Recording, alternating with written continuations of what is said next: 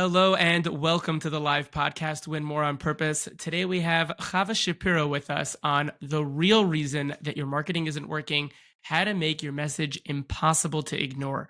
For those of you who are not familiar, the agenda today, me and Mrs. Shapiro are going to be having a conversation. We're all here learning together. Write down those questions. There will be a Q&A at the end, and there will be an offer at the end that's worth staying, so stay tuned. For those of you who are live, you can put into the chat what it is that you're focusing on in your business right now, or you can just introduce yourself, what you do, where you're coming in from today. For those of you who don't know me, my name is Yaacov Steinberg. I'm a sales coach for just about 5 years full-time now. When I first went into the space, I noticed that people were able to build 6-7 figure business on their own. They're good at what they do. They're passionate. Some point along the way, they learned how to speak to people, but they'd hit a glass ceiling at one point or another, either because they were making it up as they went along and that'll only get you so far, or they didn't want to be that stereotypical used car salesperson, sleazy, pushy, maybe even pushing people into buying things they didn't need. And that's where I came into the picture. Mindset, technique, skills, really helping people to have that confidence and clarity to know who to speak to, where to find them, what to say to them, and how to say it.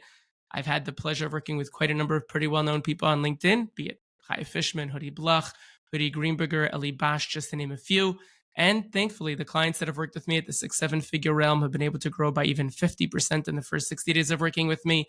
Those at the 100K realm, give or take, have been able to grow by even 150% within the first 60 to 90 days. And those just starting out, solopreneurs, have even been able to grow by 200, 240%, even within the first 45 days. Mr. Shapiro, really excited to have you here today. Tell us a little bit about yourself and let's get the show on the road. Thank you so much. This is so much fun. Thanks so much for having me. Absolutely. So a little bit about myself. I guess in the simplest terms, I'm a copywriter. To make a short story long, I guess you could say, I have been running my own copywriting business for a few years now. Before that, I was freelancing for many years. So I've been in the copywriting game for a very long time. And I also created a course for B2B service providers. So like graphic designers, other copywriters, obviously, web developers and consultants to help them grow their businesses. So that's happens once a year. It's a 10-week program. And I'm about a year into that journey as well. So that's just a little bit about me in a nutshell. Amazing. Yeah, I've definitely seen some of the work that you've put out there as well as the resources. They're absolutely amazing. Go figure. When I first think of copywriting, long before, I even really took the time to research a little bit into it, because copy plays a big role in everything when it comes to business. I think one of the biggest mistakes that people make is not understanding the difference between what is copy, what is messaging. But starting just, with the basics, can you define messaging for us? It's one of those terms everyone throws around in marketing, but I think that most people don't really understand what it means. Right. So something interesting is that you talk to people, first of all, people think messaging, copy. Some people don't even know what copy is. Some people know what copy is, but they feel like it's the same as messaging. And there's all these terms out there, positioning, target audience, and all these things. Like, how do you put it all together? So I found big mistake that people make is people think that messaging is like their tagline or their elevator pitch or their about page on their website. And they write it, they stick it up, and then they basically that's it. They forget about it. Or they think that messaging is just like what they do, like an explanation of who we are, what we do. So when I talk about messaging, and I'm going to pivot to copy in a second, but when I talk about messaging, I really see it as the DNA of all of your business communication. So it informs not just every touch point in your marketing, right? How you market yourself, even your sales calls, your website, your online presence, but also even how you think about your customer journey. Like once your customers become a client, it also plays a big role. So the way I like to think about messaging is it's a narrative. It's a story you tell, and it has really two big components. There's the what, and then the how. And the what is three elements really. It's like the pain point that you're solving. Like, what is the actual problem that you're solving in the marketplace? What's holding your clients back that you are then coming in and saying, we're going to help you with that. What's different about you? What's your differentiation? What's your unique value? your unique philosophy, methodology, um, etc. Right? What makes you unique from everyone else out there doing the same thing? And finally, your impact. Like, what are the outcomes that you can create? What's the transformation that you can help people achieve? And that's like the underpinnings of your messaging, and really of your copy, which we'll discuss as well. Um, but once you get that right, once you understand those three things and how to weave it into a narrative, that really creates it makes everything 10 times easier. It makes your marketing easier. It makes your sales Right. calls easier. It makes your customer journey easier.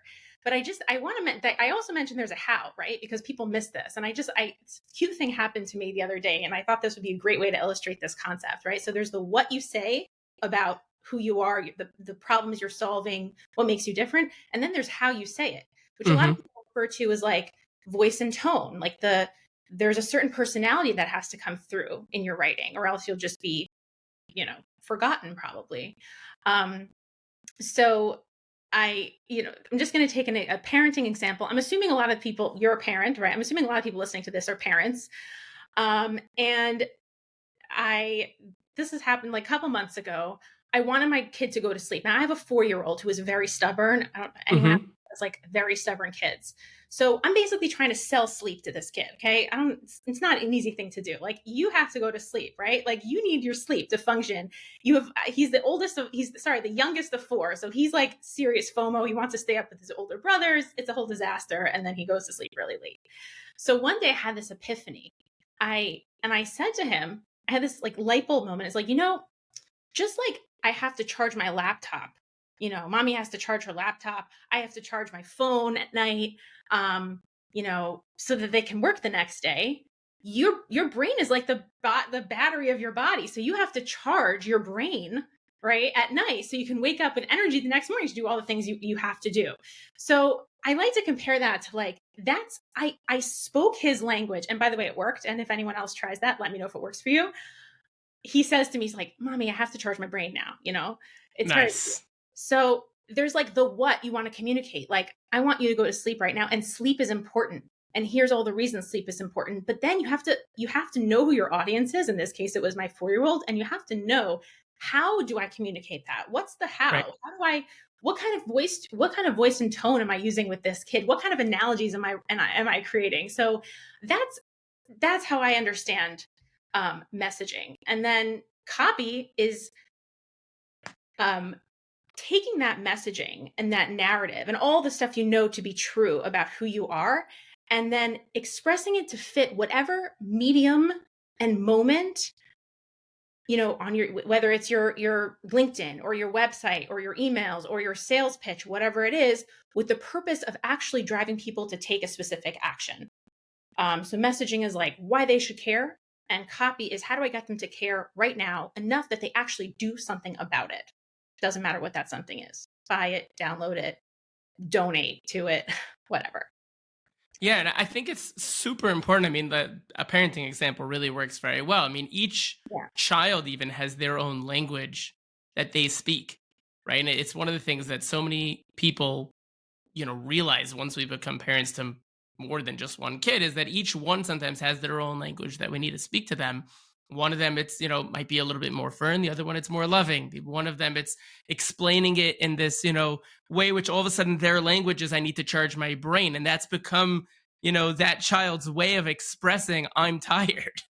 And it's a whole new language all of a sudden that stems from this idea of understanding of what it is that person needs. And I think it's such an underrated thing where, people think that all I need is to say one thing in one way and everyone's going to understand it. Right. And just like you brought out so clearly, it's not the case. Every single different type of person that you're going to speak to is going to need to hear their message in their own specific way, which is why working on messaging is so important. It's not something you can just set it and forget it. Copy, I think, as you just pointed out, is how do I get them to care today, right? That's going to, delve a little bit deeper into maybe some nuances or how you're going to adapt the message to fit, the moment that you're in with, who coupled with who you're talking to. So you have them to care, right? That's, like you said, the messaging. And how do I actually get them to, do something about it with the call to action is going to depend on how you actually weave the story itself to actually get them to understand it in a way that's going to translate to action. Is that right? Yeah, there's just one thing that you said that I don't think is 100% accurate. I just want to kind of like Sure. tweak it a little bit, which is that you said that you have to, I think maybe I misunderstood you, but tell me if I did, Go that for you it. have to kind of adjust the messaging to each specific type of client, which is not wrong. But I would say that because it's impossible to do that, I mean, we're companies, we're businesses. And so you can't possibly, you only have one website, you have one LinkedIn presence, so you can't possibly do that. And that's actually is why it's so important. And everyone says this, right? And we're going to maybe delve into it a little bit, what it means and how to do it.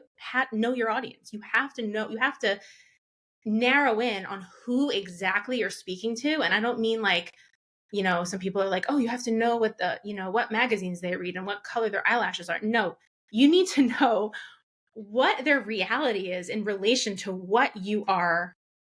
how you are serving them, what you are selling. Right. And I think that, because we can't, it's such an important point, because we can't possibly speak to everyone, we need to know exactly who we're speaking to.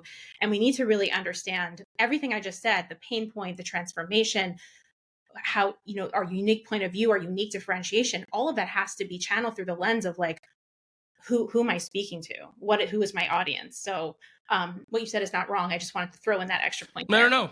100%. I like it. And it's important that, people have that, correct understanding. So appreciate that. Thank you. Yeah. This is going to be a little bit of a curveball perhaps, but what's one messaging mistake that you have seen again and again that makes you just want to bang your head against the wall and go cry on your pillow? Yeah. There are other things that make me want to cry into a pill. I don't know if copywriting mistakes are one of them, but yeah. But yeah, definitely there are a couple of big mistakes that I often see. I think the number one, I like to call it wearing the wrong hat. Okay. And here's what I mean by that. Um, when you own a business, you are so deeply immersed in your own knowledge and in your own skill sets and in your own knowledge of your business and its methodologies and what makes it so amazing. Um, if you've ever heard of Donald Miller, he wrote Building a Story Brand. He has a famous Mm-hmm. quote, which is that he compares that to being inside of the bottle trying to read the label. It's Mm. impossible. It's really hard to put words to your own business. And I think, even me, even copywriting experts struggle with this because it's my business, right? It's really hard to put words to it because you're so in it. Like it is you basically. And Right. so what happens is that business owners have such a hard time taking off that expert hat, taking off that hat of like, I know everything about my business and putting on their customer's hat and seeing through their customer's lens, which is what we were speaking about before, and kind of going into their world. What do they care about? What are their problems? What are their challenges? Analogy that I like to bring with this is, when someone has a headache, right? The first thing that they're thinking is like, oh my gosh, my head hurts so bad. Like, I need this pain to be gone right now. And let's say you're a health expert and based on how they're describing their headache that it's dehydration. But if you start asking them like, are you dehydrated? Are you getting enough water? Let's talk about your electrolyte balance. Let's talk about your cellular makeup. I don't know, whatever, right? They'll look at you like you're crazy. They're like, you weren't listening to me. Like I have a headache. Like they're not thinking about the root, Right. the root cause of their headache, but they're not thinking about the root cause of their headache. They're thinking about their headache. And it's the same with people are struggling with something and you are such an expert that you can actually say, you can actually tell them what the root cause, but sometimes they're not ready to hear that. Sometimes they have to know that you can actually solve the real problem that they're experiencing from their point of view. And sometimes that's the symptom, the headache. And so that's just like a simple example. So we need to start really, that's a huge mistake. Like we're losing people because we're not speaking to their realities. And another example is, I had it before. Another pet peeve that I have is thinking that good writing is good copywriting. There are a lot of people out there who think I'm a good writer. I could write copy. And maybe they can. I'm not saying they can't. But very interesting. The other day, I actually wrote a website for a client, and and everything was great. We're going on to design, and they're like, "Wait a second! I sent it to my mom, who's an English major, and she sent me this, and she wrote 2 pages of handwritten notes that they took a picture of her handwritten notes and sent them to me. And there were comments like, well, really, there should be they are, like those types of like English major type comments. And I was laughing. Mm-hmm. Like, I didn't take it personally at all. I was laughing. They were very nice. They're like, I don't know if these are helpful, but my mom's an English major, maybe, and I was laughing because it's like, these are two very different skills, writing and Yeah. copywriting. Um, copywriting is understanding how to type into the psychology and that drives people to actually take action on something. Right. And not in a manipulative way, but in a way that is helping them find a solution. So those are two things that come to mind. Yeah, no, absolutely. And I think that this concept of the root cause is a really great point, because from a sales perspective, we're always talking about finding the real root cause about what's going on, right? It's not the pain point they think they're having, but there's a real core issue underneath that they sometimes don't even realize. They sometimes don't even know what the problem is, right? They just know this is the problem. But when you delve a little deeper, all of a sudden you find that it's something completely different that they didn't even know about. And I think that, like you said, the fact that we have this knowledge, the fact that we know what that problem really is, if we don't put the right steps in place to be able to show, hey, this is what I'm understanding from you. Is that right? And they're like, yeah, absolutely. So, and then you take them down this pathway and this journey where all of a sudden they understand you're the authority, you're the expert, and you reveal what the real problem is. They're like, oh, right. It's a whole different experience rather than like, no, my head hurts, right? Like, I don't know what you're talking about. It's exactly it has to happen in an organic journey where you actually lead them to like, this is what you need. Like another example, which is relevant to a lot of people maybe listening to this, like, in the copywriting world, they always talk about your 2 a.m. problem. I don't know if you've heard this kind of terminology. Like, what's their 2 Sure. a.m. problem? What's the problem that they're thinking about at 2 a.m. morning? This is what they mean by that. They mean, thinking like someone's not up at night thinking, I really need a brand positioning strategy. They're not thinking Correct. that. They're thinking, why does everyone else look so much more professional than me? That's what they're thinking. And so if you can tap into what people are at, like, what is their 2 a.m. problem? Needing brand positioning is not the 2 a.m. problem. So I think that's a really powerful, and it's not always easy to figure out what those challenges are, but it's so important. And then, like you said, you start to educate them on, well, maybe there's a root cause to that, and maybe that's because you don't have the brand positioning, and that's what I can help you with. And it creates so much trust in that relationship. Yeah, absolutely. And I think that leads right into my next question, which was, we've at this point we have an understanding of what is messaging, and even some of the things that really, I guess, make you peeved about what people do with it in messaging. But another question I think that comes up is, why is having the wrong messaging or having weak messaging such an expensive mistake, right? What are some of the things that can happen if someone pours all their marketing dollars into the wrong message? Right. Well, I mean, there's the obvious, which is that, when you are investing in marketing, which a lot of people do, by the way, they invest in their marketing without really having a messaging strategy at all, or even knowing that they need a messaging strategy. They're wasting money. They're paying money. They're paying money to get the wrong message in front of people. And that's just not a great use of funds. But there are Right. also deeper levels of this, which is, you know, you might be putting a message out there that is confusing people and that is generic, or that is just not allowing people to perceive you the way that you really should be perceived or you want to be perceived. And that can do even more damage. Like, that can actually, it's more than wasting dollars. It can actually set you back in terms of your positioning in the market and how people view you. So it's like, it's more than just missing the opportunity. It's actually maybe harming the perception out there of who you are. And it might actually be kind of quote unquote training people to tune you out. Because if you come out with a confusing message or a generic message, people might see that and go, oh, okay, like, I'm not going to listen to those people because they don't actually solve my problem, or they're not really what I need. And then in the future, when you try to market, it's going to be like it's an uphill battle essentially. So it's always really, really good before you start any kind of marketing initiative to really start out with it's like building a house. You need the foundation before you can build a house.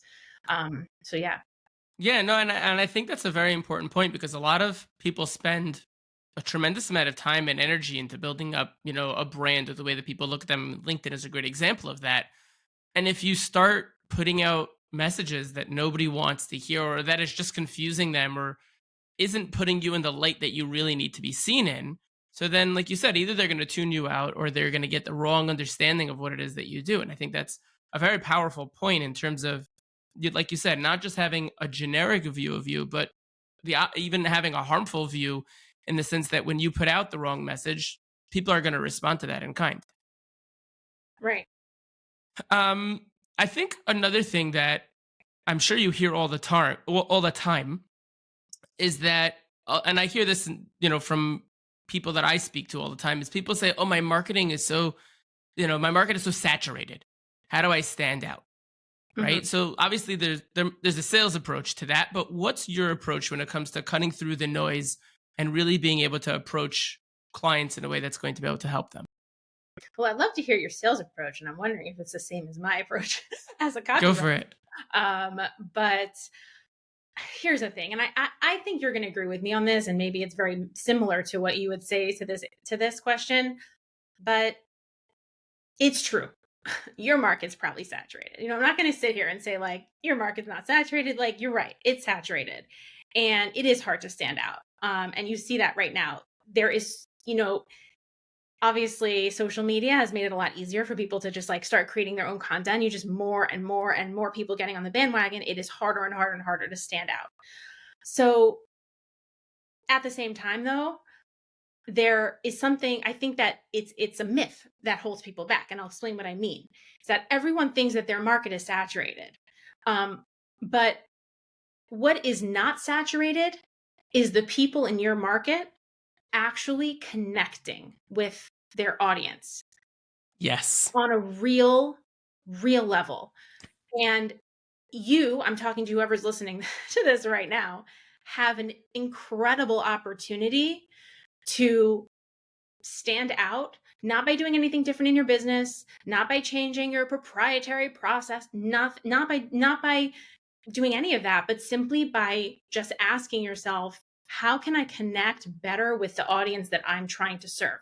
How can I tap into their 2 a.m. problem, like we said before? How can I speak to them in the voice and tone that is best for them?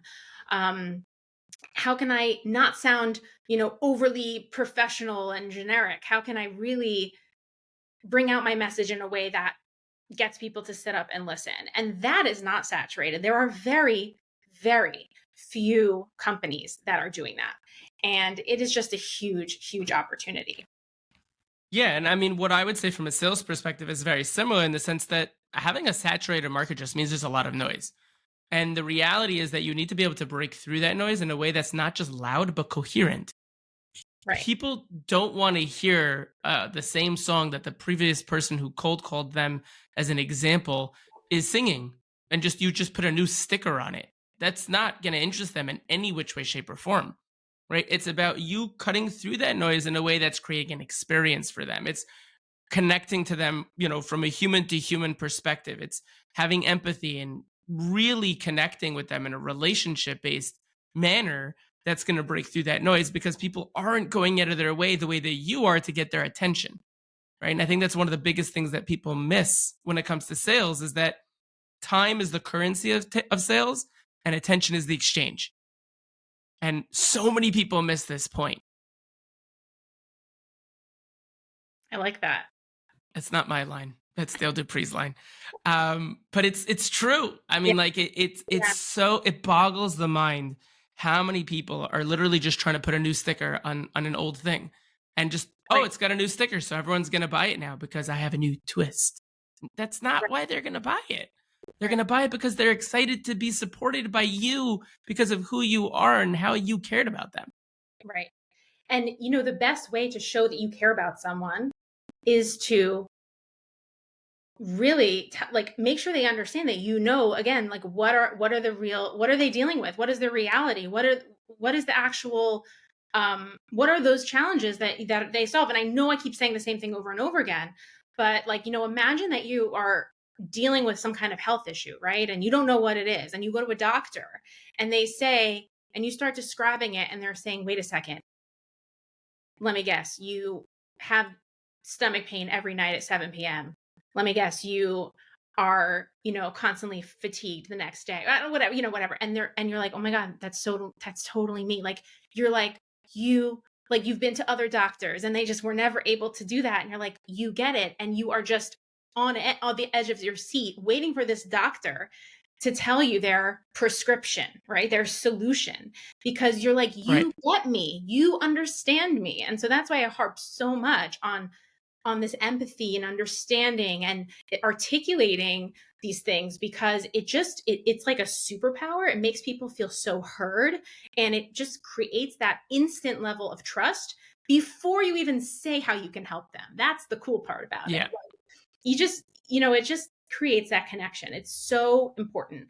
I will say one more thing, which is that there's also a relevance. There's also the relevance piece of this. They say like it's hard to sell umbrellas when it's not like raining outside. Like you need to be like, you need to be able to understand, what's relevant to people. And that is another thing that makes you really stand out, because there are many problems you can solve and they all could be really important problems. But what are the problems that are most relevant to people right now in your space, in your audience? And, what's that rain that's happening in their world where you're like, here's an umbrella. And they're like, thank you so much. I was waiting for this umbrella. Like I've been walking in the rain for 10 minutes. Like it's so powerful when you can figure that stuff out. Yeah. And I think that actually goes, directly into another thing that I was going to ask you about. But at the end of the day, it comes to actually meeting people where they're at and listening to them, but truly listening and being curious and genuinely curious about what's going on in their world. Right. And I think that I'll answer the question and then I'll ask you, your thoughts on it. But that in essence is how you stay away from sounding salesy within, within sales itself. Right. Nobody wants to be salesy. Right. And one of the biggest issues that people come up against is, but I need to sell. And the answer is people want to buy. You don't need to sell to them, right? Meet them where they are and truly try to serve them in a way that puts them at the forefront of the experience, at the forefront of what it is that you're doing, as opposed to trying to put yourself at the forefront of it and getting a commission or a sale or whatever it is. And ultimately, when you do that, which is really coming off of what you just said, that's when they go, oh my gosh, you are the light at the end of the tunnel. I have been waiting for you. Where have you been? Yeah. Right. And that connection is something that I don't think you can get in any other way, really. Right. Right. Yeah. And it's like, someone ever says, oh, you're being salesy if you sell and all that, you could just, I feel like this umbrella analogy is like a perfect, like imagine, you're 100%. walking in the rain for 20 minutes, you don't have an umbrella, and someone's standing outside and saying, wow, you look really uncomfortable. Do you want to buy my umbrella? Like, do you want to buy this umbrella? Is that salesy? Like, would you tell that person, oh my gosh, you're being so salesy? No, they're solving a real problem you have. They're, they're meeting you where you are in your problem. They know what you're dealing with. Like, it's a different world. And the whole salesy concept, I think, stems from deeper questions. I'm sure this is your field, the whole salesy thing. I'm sure that you delve into this with people when you coach them, but it almost stems from this belief that we have that just selling in general is like a slimy thing. It's like it's wrong, and it goes back to, what you say, what I say, whatever, a lot of people say, which is that you really need to focus on serving. And I think that a level up than that is that you need to focus on educating, and helping people make an educated, informed decision. And sometimes that 100%. actually means telling people my solution is not the right solution for you. And that is powerful. Like I always say, like, if And you it's so underrated. So many people don't understand this. someone, and if you really believe that and you say that to someone, I think there's like an 8 out of 10 chance they're going to refer you if they're not going to work with you, but they're probably going to refer you to someone. So you're not losing out when you say that. I don't know what you think. That's just my opinion. Like It's 100% yeah, because so many people don't realize again, if you're trying to truly help people and meet them where they're at and you're not the right solution for them, then why would you tell them that you can help them? right, It's the exact opposite of service, right. right? And that's it's a piece that so many people miss. And I think a great example of this is something that Josh Braun talks about when he talks about explaining what he calls the zone of resistance, right? If you walk into a department store, whichever one it is, some fancy schmancy store. The one I usually give is Brooks Brothers because I'm a guy. It could be, Tiffany and Co. Right? Bloomingdale's. Bloomingdale's. You walk into the store. It took you an hour to get there. Let's say it took you 20 minutes to find parking. You walk in the front door and someone comes over to you and says, "Thanks so much for coming into Bloomingdale's. How can I help you?" Like, really good. I don't want your help. Please don't talk to me. Yeah. And they're like, wait a minute. Like, let's say they knew how long, they're like, I don't understand. It took you an hour to get here. I saw you spent 20 minutes trying to find parking.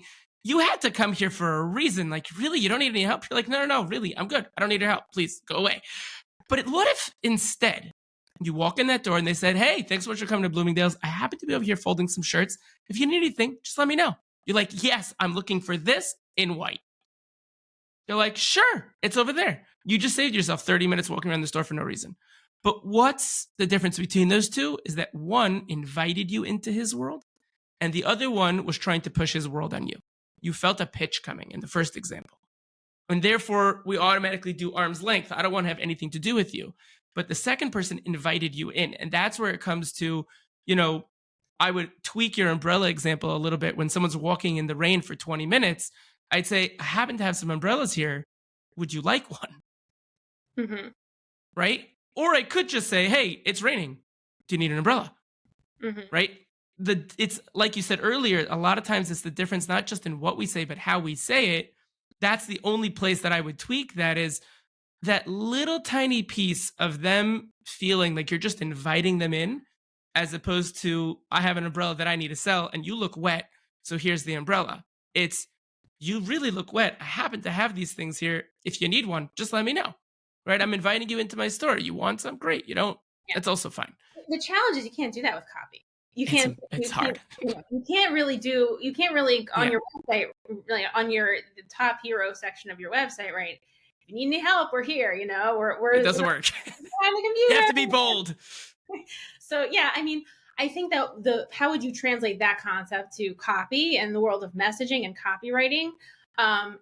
It's really through education, I think, and through saying, here's what we know about our industry. Here's what we know about the challenges that you're facing. Um, and the desire to educate them, like, again, going back to what we spoke about in the beginning about what the root problem might be. If you're Yeah. experiencing these symptoms, this might be a root problem. And if that's the case, we actually have a solution for that. That's kind of like the, "Hey, I'm over here if you need me." Like, we're not pushing it on you, but if that is what you're dealing with, like, that's exactly what we can help with. And a great copywriter can obviously help you thread the needle, to make Yeah. sure that you're getting the right things across. So I think that especially today, more than ever before, because of the amount of content we see every day, it's easy for people to see when you're out of integrity. It's easy for others to look in and see when you're just not quite being like 100%, um, you know, I guess honest about, what you can and can't do. And you're kind of overselling. I think it's very transparent when people do that. I don't know if it's just because I'm extra sensitive to it, but I think it's something that people will catch on to. Yeah, And so for sure. it's really important that you work with someone, work with a messaging strategist, a copywriter who can really help you get that message dialed in and communicate it in a way that won't be misconstrued, won't be perceived as being salesy, that is a little bit more gentle and trust building. And I think that's the thing. Yeah, and I would agree with you. Like you said earlier, I mean, it's not the website itself from a copy perspective that's necessarily going to take people along that journey of inviting people in. It's a blog, the email, it's the LinkedIn, content that you're putting out there. Like you said, that's teaching them, that's leading them and empathizing with them. That's going to get them to that place. And I think that makes all the difference when people realize, like you said earlier, it's about the medium that you're using, that you're going to have to change exactly how you're going through the process of. Yeah, can you hear me? Yeah. Sorry about that. It's the medium that you're using and making sure that you're using it in the right way. Sorry, I thought my mic kicked out. One of the things that I wanted to ask you, I know that you have an interesting take on customer research, that directly asking customers about their challenges isn't always the best move, which a lot of times I think people will be like, huh, really? Like, isn't that like the opposite of what we should be doing? Tell us a little bit more about that. Yeah. I think based on everything we're saying, it's really important to understand what challenges your clients are struggling with, your ideal customers are struggling with.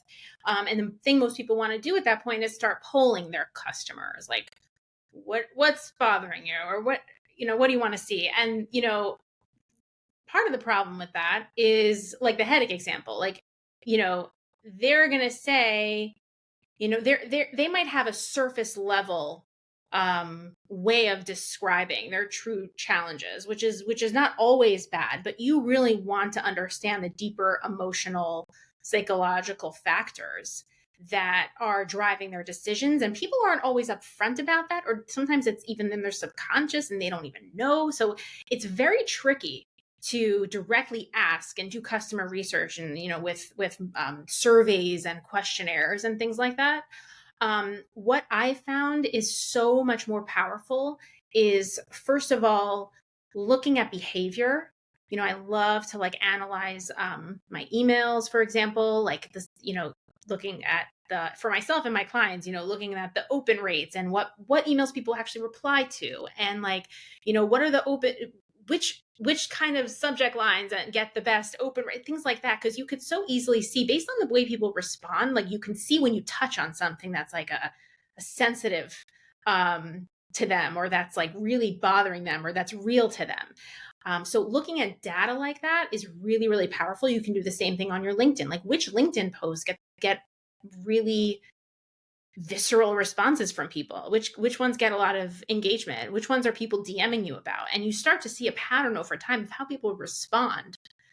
So, I mean, part of the answer is I really think there's so much experimentation that has to go into this process. It's like a whole other topic.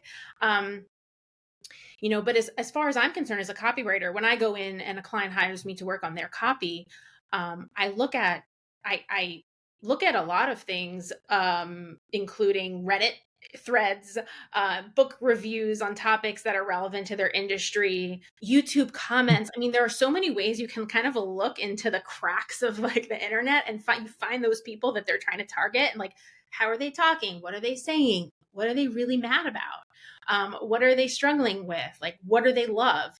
And you look at the actual words that they're using, their behaviors, and you analyze it, and you discover a lot that way. And often more than you could just asking someone outright. When you do ask someone outright, which I'm not saying you should never do, but you really need to know what questions to ask. I'm sure you know, Yeah. like whenever you're interviewing someone, people aren't just going to answer your questions like the way you want them to. You have to kind of come at it at different angles and really, delve into, kind of ask things in roundabout ways. There are genius questions that I've heard over the years, and that I integrate. And it's definitely a skill. It's definitely a skill. And when you hire a copywriter, it's a great question to ask them. It's like, what's their process like for research, and how do they really understand your clients? So Sure. Yeah. Wow. I love that. Um, I think that one of the things that I'm always curious about is, if there were 3 copywriting principles that I should always keep forefront of my mind, what would those be in your book?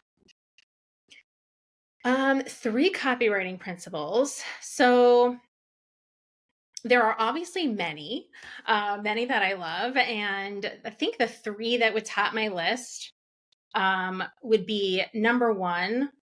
I mean, we've said this kind of over and over again. and people say you should be clear over clever. Like you've heard that, right? People say that Mm-hmm. about copywriting, and that's like a lot of people's number one rule. And I agree with that. I just think that it needs to go much deeper.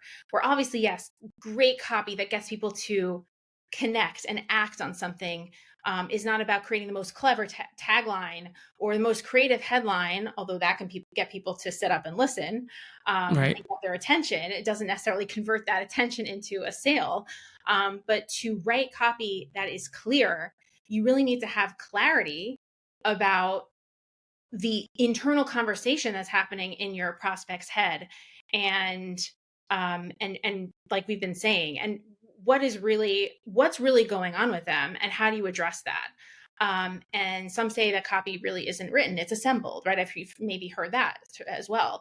When you take the actual words of your clients, what are they actually saying, and you put that into the right copy, it can have a huge impact on how much it resonates with them. Another thing that I would say is that it's people have incomplete, I would say, understanding of what building trust means in copy. And I really think there's three levels of trust when you're building trust. The first level is people need to trust you as a person, like just as a human being, right? Or your team, if you're a large team. Like they need to know, like, your values align with mine, you're likable, we trust you as people, we like you, you know we enjoy speaking to you and hanging out with you. People do business with people that they quote unquote know, like, and trust. But what does that mean? Right. What does that trust mean? That's like A, trusting you as a person, but there are other layers of that. B is trusting that you can actually provide the solution that I need. Like you can actually give me what I want, the outcome that I want, right? That's a big part of trust as well. A lot of people can accomplish that kind of trust with like social proof and testimonials. And like you had at the beginning of the podcast, this is how I've actually helped people. This is the outcomes I've seen from helping with people. But there's also a third level of trust that no one talks about. Almost no one talks about this. And I think it's so important. And I've come across this once or twice where I'm like, wow, it's actually not enough that people trust you as a person and align with your values. It's not just enough that they trust your ability to deliver on what you say you're going to deliver, but they also have to, and this has to come through in your copy, they also have to trust themselves that they can go through your process and actually see the results that they want. Like they have the time, they have the ability, they can manage working with you. They understand what it's going to take to actually collaborate with you. And that is something that I think everyone, those three levels of trust, that's something that a principle is trust. We all know that.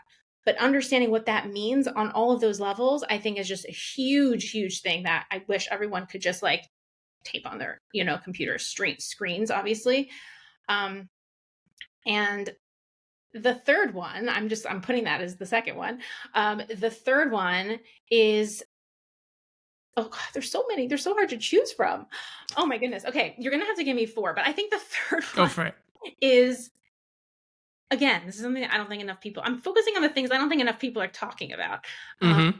You need to have a point of view. Like you need to take a stance on something. I think it's really important that, obviously this doesn't mean being controversial just for the sake of being controversial. I don't think that's a good idea. But, taking a strong point of view that might risk people, disagreeing with you, or maybe even like turn off someone. But there's something so powerful about doing that, because the right people are going to lean in and listen to you and say, oh, wow, they have something really interesting to say about the way the industry is, about whatever your unique stance is. What is no one saying in your industry that needs to be said about whatever the way people are doing things in your industry? And say it unapologetically and say it loudly, and know that even though you might turn off some people, you're going to attract the right people.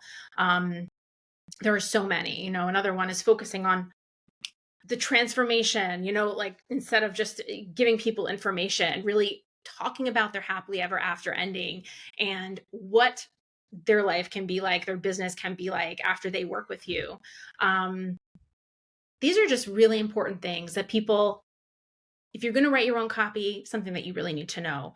If you're hiring a copywriter, these are things to think about when you speak to them and you're analyzing whether they're a good fit for you. Do they do these things? Do they understand these principles? So, Powerful. I mean, there's two things that I would speak about a little bit more. I mean, like one of the things that I do with my clients, you mentioned really understanding, who your client really is. I think one of the biggest mistakes that businesses do is, you mentioned this earlier, we know what type of car they drive and we know, the basics of the demographics of who they are, but they never, almost never dive into the psychographics.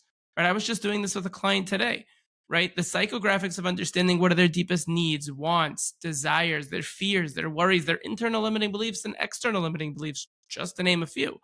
Right. And so many people, I mean, like when I was speaking to a client, they didn't even know what the difference between, a fear and a worry was, or the difference between something they're frustrated about, um, something that's a hot button, something that drives them crazy.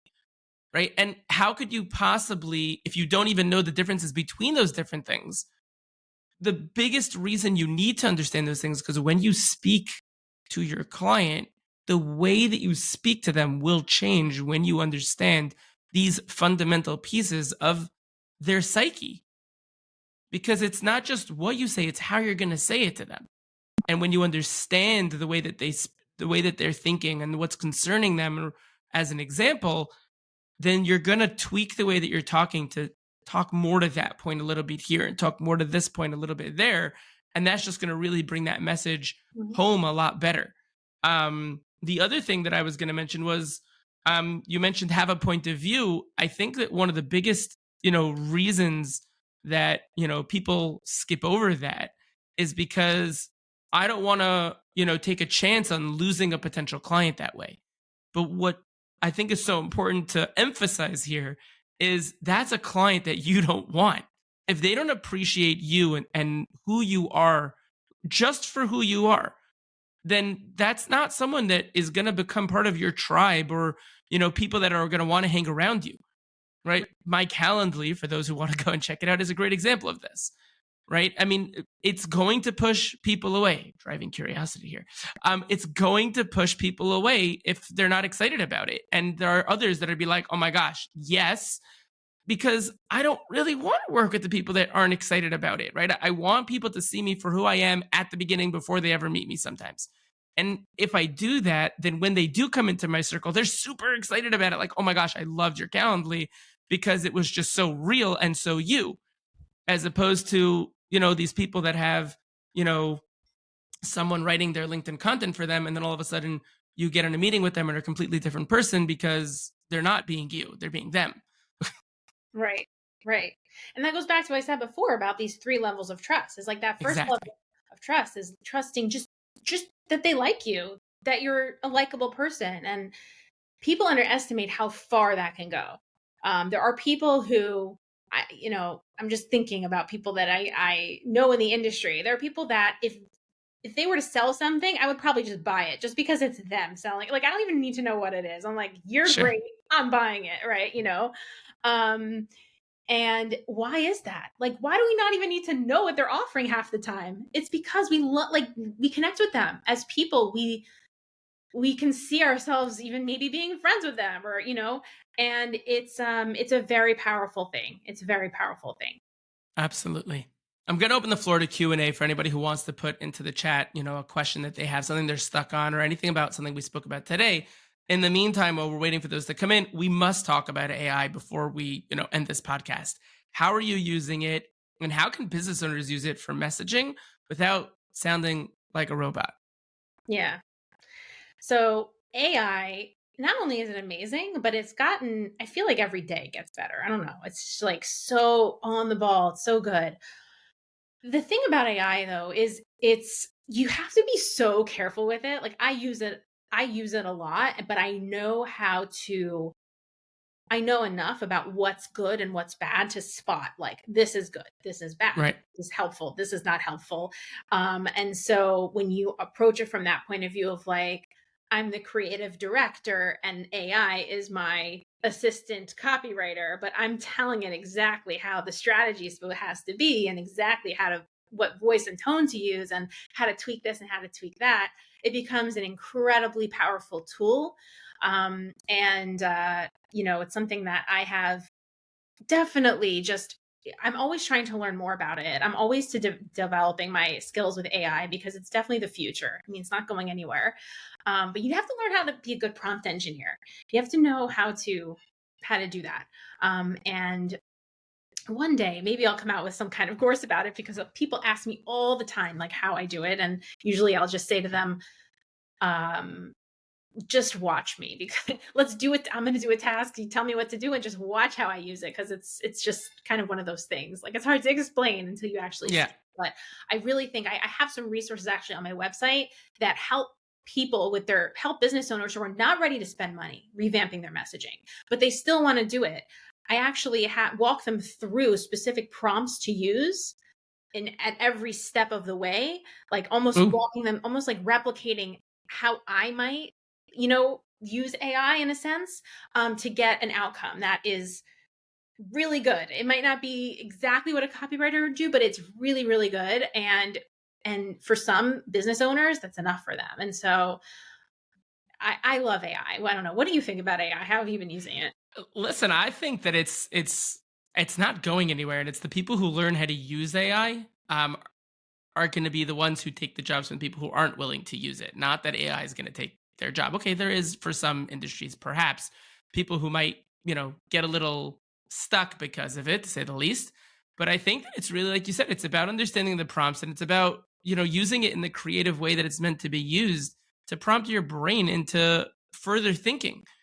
I mean, I use it all the time. I suggested to a client to use it today. And I suggest to my clients to use it all the time. I said, hey, this is what you should put in, and this is the prompt that you should use. Because like you said, it's all about the prompt at the end of the day. And like I've watched people who have tried to use it. And when it's literally the difference between success and lack thereof is the difference in you understanding exactly how to prompt it towards the answers that you need. Right. And I think that is 100% on point with exactly the direction that people need to be able to make the most out of it. Yeah.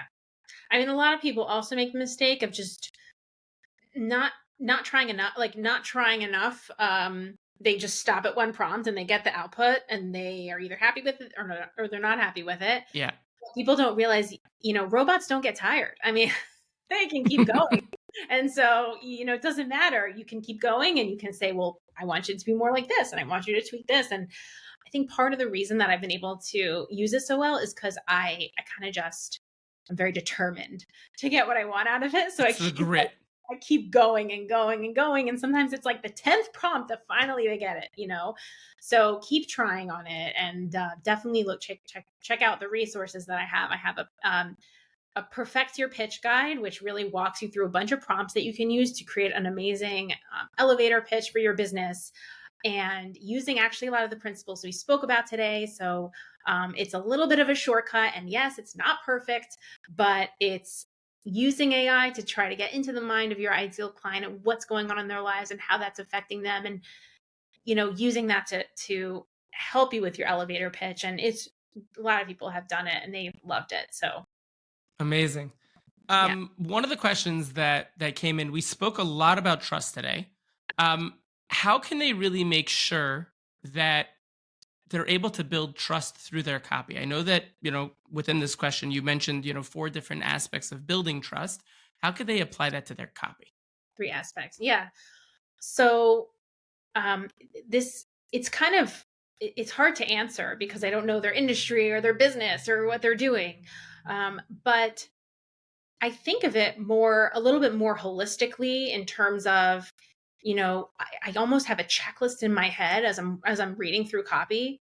And it's a pretty long checklist, but part of it really has to do with this is like, there has to be somewhere. I specialize in websites. So I think a lot in terms of websites. So I'm just using that as an example.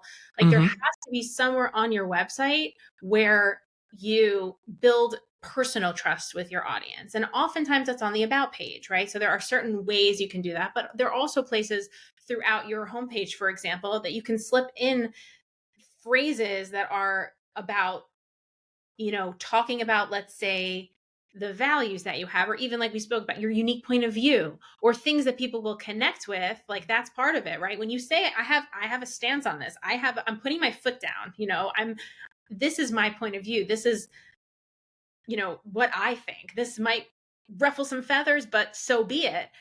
That's one way to build that personal level trust. The next level of trust in terms of competency trust, there's no better way to do that than through social proof, testimonials, and the realer, the better, because we know people make up testimonials. So make sure that you have people's names on your testimonials, maybe have videos, maybe have voice notes. I've seen that before. People literally embedding voice notes in screenshots, like things that actually show people these testimonials are real. They're not made up. Some of that has to do with the way the testimonials are edited, having headshots, all these things, having logos of clients you've worked with, having case studies. Oh my goodness, like people underestimate the power of case studies in building that competency level trust that you can actually deliver on what you say you're going to deliver. And the third one, which is actually allowing your client to trust, that level of trust you can build through talking about your process, talking about on your website, or even your content that you post, or whatever medium you are using, talking about your process in a way that doesn't feel overwhelming to people, that feels like, oh, I could do this. Like that process makes sense to me. I can see myself going through this process. Because if it sounds too invasive or too time consuming or too overwhelming, then someone might see your process and go, forget it. Even though they trust you as a person, even though they know you can deliver, they might not trust themselves that they're going to be able to successfully work with you. And so that's what I would say in terms of building trust on a actual practical level through your website. But of course, it applies more than just your website. Absolutely love it. I always like to end these podcasts reminding people, I have an entire page of notes, and take it slow as you try to take a lot of this. Podcast was super informative, very impactful. Try to pick one thing and stick with that for a little bit, and then do the next thing. The last thing you want is to try to do everything, fall flat on your nose, break it. It's going to hurt. It's not worth it. Just go slow. You mentioned before we jumped on, Ms. Shapiro, that you had an offer for anyone here today listening. Tell us a little bit about that. So the main offer is what I mentioned before, which is I have an elevator pitch guide. And again, this is to create, think of it as not just an elevator pitch, but something that you can adapt to, let's say, your LinkedIn profile or your emails or even advertisements. Like there are different ways to adapt this, but your core elevator pitch that is, really drilling down into connecting with your ideal client, what are they going through and how you can solve their problem, bringing together all the elements we've spoken about today in a very short 60-second pitch. So that is on, the link will be in the show notes to that elevator pitch. And I think that would be super helpful. And of course, you can always, do a free 30-minute call with me if there's something that you want to talk about in terms of a project, your website. Copy-wise, I do have like a one-day messaging bootcamp that I do sometimes with people who just like want a quick win. They really just want to drill down to their core messaging. So we take one day and get it all done in one day. And it's really thrilling for me and the client. And so that's just, one of the things that we can talk about. But yeah, really, really highly recommend downloading that guide. It's really helpful. Amazing. Super valuable. Really appreciate it. In these live podcasts, we always talk about things that are timely, interesting, things that you can add to your skill set toolbox. Myself as well. If you like this live today, you have any questions for me specifically, or you want to take your sales game to the next level, you could always reach out to me for a free 30-minute strategy session to see what it is, something you can tweak or something you can, take to the next level and really get you there. They do move pretty quickly, so grab them while you can. And I just wanted to say a huge thank you to you, Mrs. Shapiro, for coming on, sharing your value with us, sharing such amazing tips and things that we should be keeping in mind when it comes to our messaging, when our copy. So thank you very, very much. Thank you so much for having me. So much fun. Absolutely. And to everyone else who's here, thank you so much for being here. Take care and have a great rest of your day. Bye-bye.